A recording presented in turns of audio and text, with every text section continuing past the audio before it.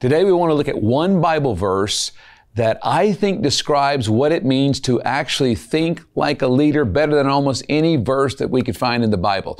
John chapter 21, verse 18. Jesus is talking to Peter. Here's what he says. When you were young, you used to dress yourself and walk wherever you wanted. But when you're old, you will stretch out your hands and another will dress you and carry you where you do not want to go. John 21, 18. And so when Jesus spoke about stretching out your hands, obviously it was sort of a prophetic picture, sort of a metaphor for the cross. And verse 19 goes on and says that Jesus was talking about the kind of death that Peter would glorify God with. And then Jesus said the words, "Follow me," which is basically taking Peter and John and everyone else listening to this conversation back to the very beginning when they started following Jesus. His first words, "Follow me and I'll make you fishers of men." And then these last words in this last conversation right here was, again, ended with a "follow me." When I was thinking about this, writing in my journal, praying this idea of young and old, leaders who are young, leaders who are old. When you were young, here's how your thinking was. When you get older, your thinking has to change. And the fundamental difference was in the will. Thinking about that idea, I received a text just this morning from an extremely gifted and deeply spiritual and very fruitful younger leader, younger than me. He sent me a text asking for my wisdom as he began the transition into a greater ministry role. My friend was asking me for advice about what it would look like to serve churches and campus ministries on a national level versus a local level. And in a series of questions he was asking me on this text, he said, what are some of the things I need to understand about leading from the center? What is the difference in leading locally, leading nationally? There were so many really good questions in that. My response to him was designed to help him think like a leader. So I tried to answer some of his questions, but more than anything, I wanted him to think like a leader and figure out his own answers. And I found that if we will think like leaders, we will find answers to our own questions many times. So the gist of what I wrote was something like this. Thank you for your willingness to carry greater leadership weight. And there's no question that's what happens when you go from a campus to sort of a regional, to a national, to a global situation in leadership. There's more and more leadership weight that's put on it. And I wanted to start by thanking this man for the willingness to carry a new level of leadership weight. And I expressed how willing and how honored I would be to help he and his team. Then I mentioned the text that we just read, John 21, 18. And I basically summarized it to him in my text back, saying that Jesus told Peter, when you were young, you did whatever you wanted to do and you went wherever you wanted to go. But Jesus said, when you are old, others will tell you what to do and where to go. In my 4 decades of vocational ministry, I have found these words of Jesus to Peter to be reality, not just for me, but for every spiritual leader who gets promoted, who gets a new leadership position, who has more leadership weight to carry. In my case, when I was a young leader, I said what I wanted to say. I wrote what I wanted to write. I went where I wanted to go. With my current leadership position, I no longer have the luxury to say what I want to say, to write what I want to write, and to go where I want to go. I wrote to my friend, the reason I can't say what I want, do what I want, go where I want is because there are dedicated campus missionaries, generous ministry partners, thousands of pastors in over 80 nations that expect and deserve missional clarity, theological accuracy, and cultural sensitivity from me. If I carelessly say or write something stupid, insensitive, or unwise, then innocent people all over the world will suffer the consequences of my imprudence. When I was a young leader, my impact was confined to Mississippi State University when I was a campus missionary, then to certain parts of Metro Manila when I was a cross-cultural missionary. My mistakes typically stayed on the campus of MSU or on the island of Luzon. But as I grew older and as my leadership responsibility grew and as there was more leadership weight, I had much less freedom to say what I wanted to say, to do what I wanted to do, and go wherever I wanted to go, whenever I wanted to go.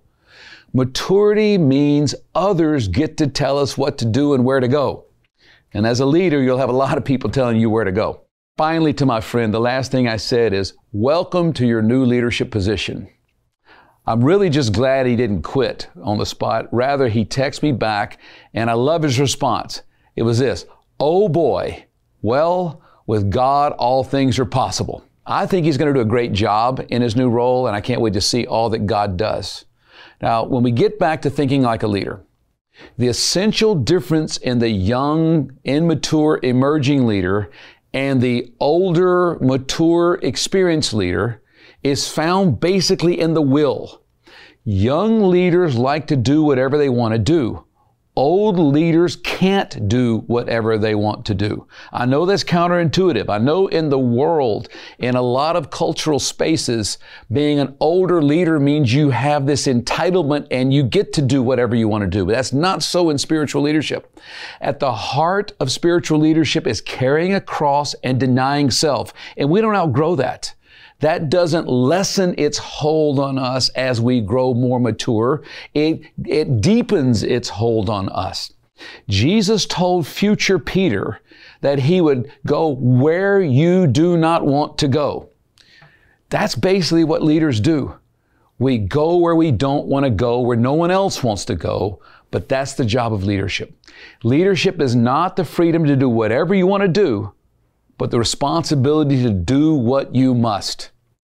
Solomon made essentially the same point in Proverbs 29:18. He said this: where there is no prophetic vision, the people cast off restraint. In other words, where there's no vision, anything goes. You can do whatever you want to do, whenever you want to do it. You can say whatever you want to say. You can change the vision every day when you wake up. But visionary leaders have to live with restraints. They don't do whatever they want to do. They can't say whatever they want to say. They can't go wherever they want to go. I've found that the longer I lead, the more others have a say in what I say, what I write, what I do, where I go. Just this week, I had a meeting determining where I would go next year. There's a team of people in our global office that have a voice and a say, and they tell me, don't go there, go here. We have this whole list of invitations and opportunities. It's not just me going where I want to go. I'm listening to a team of leaders who are pushing me and leading me one way or the other. Age and experience make most old leaders less opinionated about most things, but still strongly opinionated about the few things that really matter. And I've found the more experience I have in leadership and the older I get, those things that really matter are becoming a smaller and smaller set of things. Everything used to matter. Now there's a focus on the few things that really do. I'll never forget in the late 80s, a sort of famous, well-known in certain circles, Asian American evangelist, prophet with a tremendous signs and wonder healing ministry. This man was doing some events in Manila, and through a mutual friend, we were able to schedule him to preach for us. Our church was relatively small compared to now. And I had known and respected this guy from a distance, from hearing back in those days tapes and from hearing him preach at a conference, but we hadn't met. This was our first face-to-face encounter. I'll never forget the comment he made. We were there early, and I was helping the ushers line up the chairs. We're putting in extra chairs for the meeting and frantically trying to get ready just before this meeting started as way too many people were trying to attend in the U-Belt. And here's what he said: "You're the senior pastor. Haven't you already put in enough time stacking chairs? Why doesn't somebody else do this?" It kind of shocked me, actually, to hear this from this leader. I hope that every nation leaders never outgrow serving or doing the things we don't necessarily want to do and going to places that we don't want to go. I hope this Think Like a Leader message today will help you think like a leader, whether you're a young leader whether you're an old leader, whether you're just starting out or approaching your finish line, whether you have a little bit of weight to carry or whether you just feel like you have the weight of the whole ministry to carry. I hope you'll think like a leader, and that means thinking like a servant.